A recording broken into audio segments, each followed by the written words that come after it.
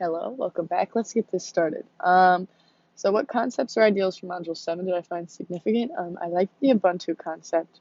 We have learned a lot of Eurocentric Western leadership philosophies, and I thought it was interesting to see something with an Afrocentric perspective.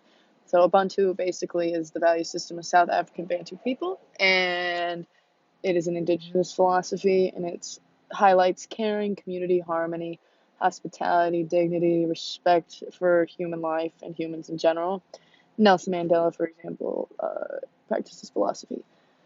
It's more communal than individual, and Ubuntu argues for change through open discussion. And it's very collectivist, and I think places like the United States could use a little bit more of this. I think if we had more communal standards instead of such individual standards, we wouldn't be so divisive, and I think more things would get done. Uh, and I also think it would just be better in general because when you're living just for yourself and no one else, it's not very. You live in a world where there's homeless people on the street, and nobody wants that. I think communal benefits are much better. Caring about human life is more important than things like money. Anyways, number two, what emotions did I experience? I was a little bit conflicted, uh, not necessarily within myself, but within the coursework that I have read and heard in lectures during this program. There was something that, clashed a little bit. So Nordhaus likes to talk about, he did talk about um, how diversity is important, and diversity, involves uh, a variety of differences in groups, so race, gender, in that context. And it's important to be a good leader. You need inclusivity.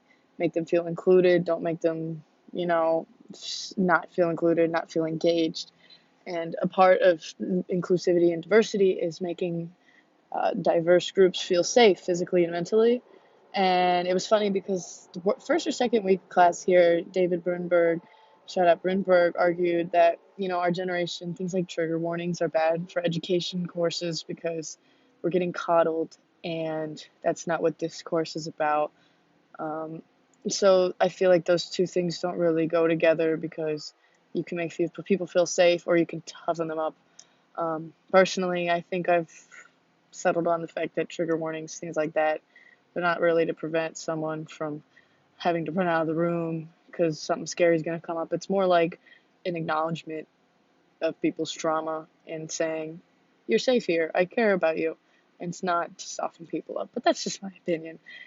Anyways, number three, after engaging with the modules, what am I most curious about? I want to know at what point does volunteer work become social change? That's from chapter 11 of the leadership textbook. I understand, there are black and white areas. A segregation sit-in during the civil rights movement, for example, would definitely be social change because these people were doing something radical to challenge the system in charge, and versus something like a soup kitchen would be volunteer work because it isn't challenging the system, but it's that oppresses people and starves them, but it's helping the starving people with their immediate needs. So, like, what we are doing in Rwanda considered? Because it's volunteer work because we are volunteering, but is the work we're doing social change by helping these kids into the future? Is teaching, is that social change or volunteering? I'm not sure, and I would like to know more about that. Number four, what are you discovering about yourself?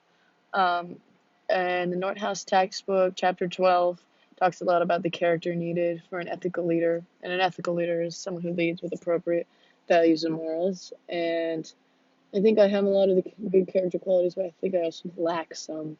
I think I'm trustworthy, I'm honest, I'm not deceptive, I'm pretty reliable, I do what I'm told to do in group settings. I tend to have a lot of respect for other people, I'm pretty tolerant, I don't really cause arguments, and I have good manners like my mother taught me.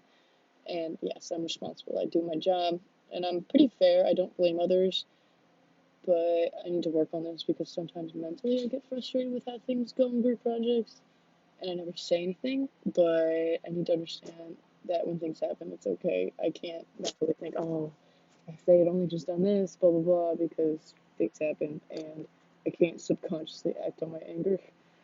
And I'm always pretty open minded, I'm easygoing, that comes naturally.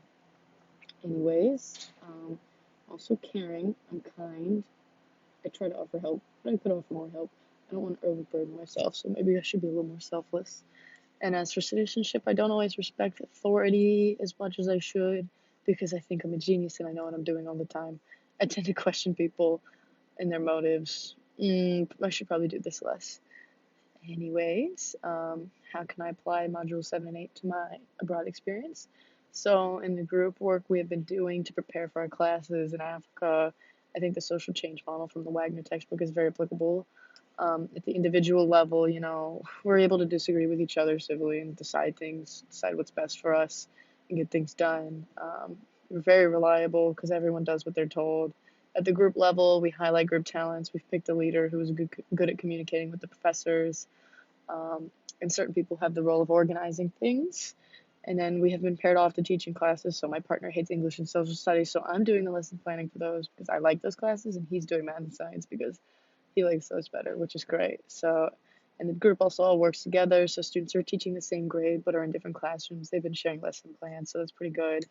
And at the community level, even though we're not all going to the same villages, we have been helping each other out. I've been exchanging ideas with students with similar lesson plans in other places. I've shared links with people to help them out. And we have a community that is working together to get things done. And it's not competitive, and I think that's great. Finally, my biggest takeaway, I've learned a lot of good traits to have in team settings and bad traits. I'm an open listener and I care about others, and I think I work pretty well with others, but I need some character traits to fix, maybe laziness, as Lencioni pointed out in the other module, a little bit of a lovable slacker. Um, and what did I like? This course is helpful in the future to do well in any job. You're going to have to be able to be a good team player as well as a leader. And it went into so much content about what a good coworker is going to be like. I think that's going to be helpful for me in my future. Yes, the applicability of this course is very helpful. So thank you, Dr. Council. So long.